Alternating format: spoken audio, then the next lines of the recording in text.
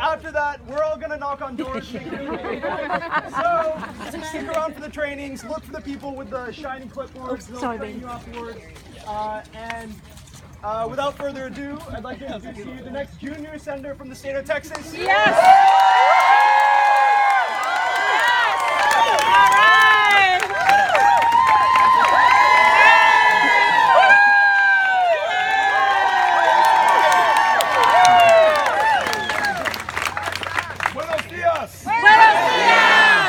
Good to see everybody.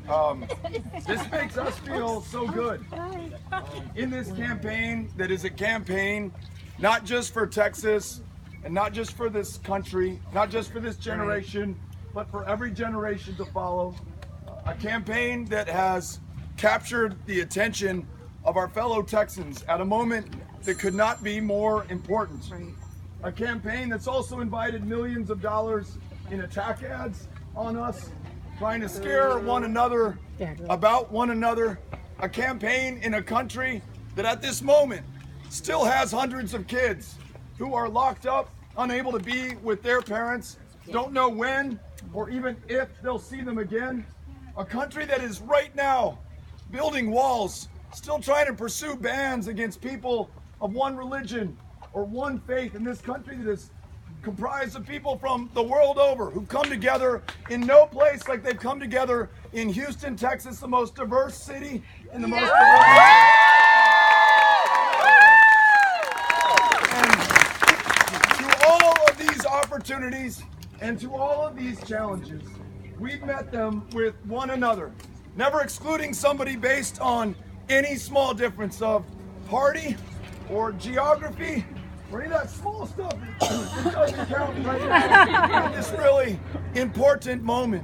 And I just want to tell you that without corporations, without special interests, without a single dime of political action committee money, what you are committing to doing today is, I promise you, going to make the difference in this election. It will make the difference in the Senate to ensure that we deliver on these very high expectations that we are setting for one another and for the rest of this state. High expectations like going from the least insured state in the United States of America, where the Harris County Jail, which I just visited at the beginning of this week, is the largest provider of mental health care services today in the state of Texas. It's a shame.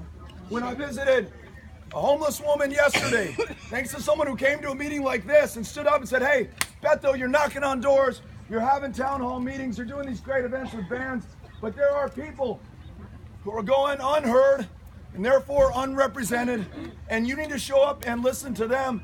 And in listening to them yesterday, I learned that the second largest provider of mental health care services in the state of Texas today are the streets in the state of Texas today. We will go from that to being the state that leads the way for this country on guaranteed high quality universal health care. We'll go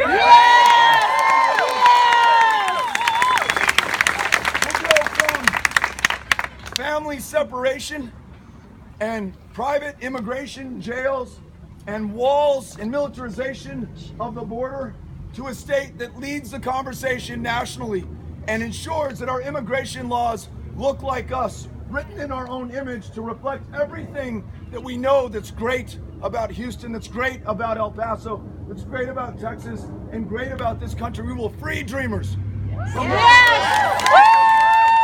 will make them U.S. citizens. We will not do this at the cost of deporting their parents or at the price of building a wall that we absolutely do not need and will force us to take your property, your farm, your ranch, your livelihood in the name of fear, trying to scare us about those from another country who are coming here to make this country better, who are coming here to be with family, who are coming here to do jobs that no one born in this country is willing to do. We will go from a state that contributes to the largest prison population on the face of the planet, a school to prison pipeline that begins in kindergarten when a child is 5 years old and is 5 times as likely to be disciplined or expelled or suspended solely based on their race. Quarter of African American children in this country today have had a parent in the criminal justice system, and that's 4 times as high as it was just in 1980. It's hard. We have to make sure that the law applies fairly and equally to everyone, that justice is available to everyone, that every single child in that kindergarten classroom has an equal opportunity at success, at contributing to their full potential, at making this great country even greater. And so as we knock on doors and we share why we are out here today with those that we want to bring in to this election and to this campaign, as we more importantly listen to them, I want to tell you this will make the difference on the issues I raise and every other issue that we could possibly care about right now at this moment. More powerful than any television ad, more important than any radio spot that you may or may not hear on your drive home from work. Greater even than whatever we could do on social media is this human to human connection that you have decided you are going to make possible.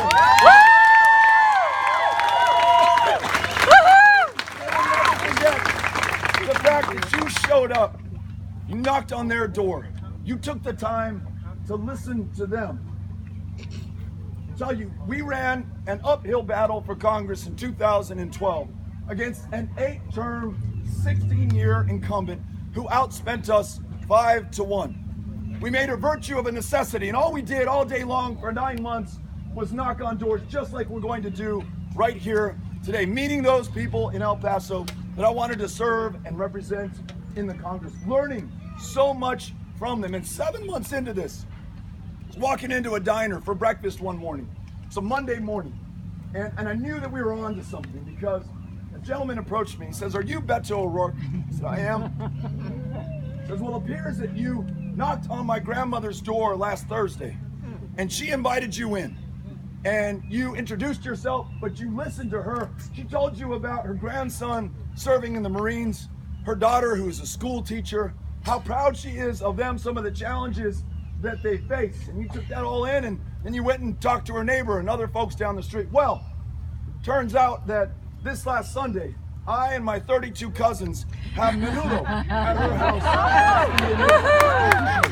And she made each of us promise to vote for you in this next election. To the effect of, dude, I've never heard of you before, but I'm going to be voting for you, so do not mess this up. That is what we are going to make happen today. These unguarded, and I'll be honest with you, sometimes uncomfortable conversations that do not happen anymore in this deeply divided, highly polarized country. This is how we make it happen. And when they are writing the story about our victory on the 6th of November, together. So thank you for making this possible.